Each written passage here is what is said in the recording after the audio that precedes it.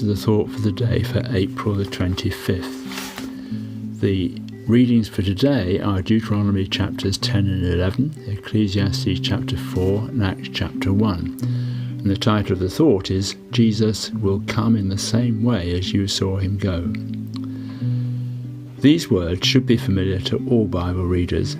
They're the words of the two men in white robes, indicating that they were angels. They are what they said to the disciples as their astonished eyes watched their Lord ascend upwards, and a cloud received him out of their sight. We suspect it was no ordinary cloud, but like the cloud that Moses climbed up into on the mountain, Exodus chapter 24, verse 16. Countless generations of Bible believers have looked for their Lord to descend from heaven in their lifetime. The disciples had asked, "Lord, will you at this time restore the kingdom to Israel?" And were told by their Lord they were to be my witnesses in Jerusalem, but ultimately that the witnessing was to be to the end of the earth. He had said this earlier also on the Mount of Olives. This gospel of the kingdom will be proclaimed throughout the whole world as a testimony to all nations, and then the end will come. Matthew chapter 24, verse 14.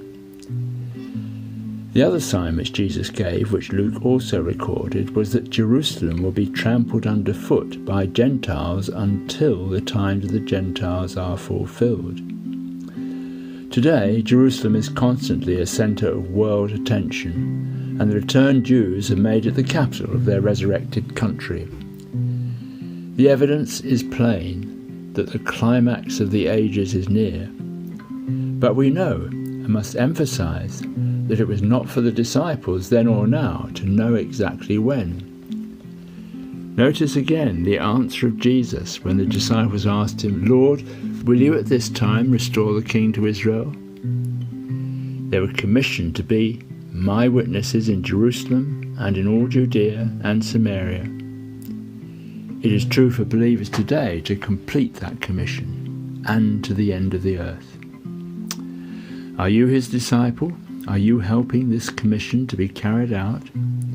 If you are, you will be really looking for his return in the same way as the disciples saw him go into heaven. As his disciple, you will be following the examples given in the book of Acts, which we have now started reading. Notice the way in which the Old Testament is often quoted as an essential part of that message. It tells us many details of the kingdom Jesus will set up, also giving us examples of faithful service and failures as we are reading in the book of Deuteronomy. Thank you for listening. Please come back for tomorrow's thought, and in the meantime, God willing, please take care.